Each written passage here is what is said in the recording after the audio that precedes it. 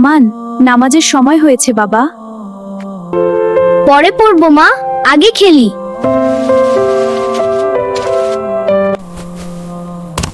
আমান, আল্লাহ ডাকছেন আর তুমি খেলায় ব্যস্ত? তুমি কথা বলো নাকি?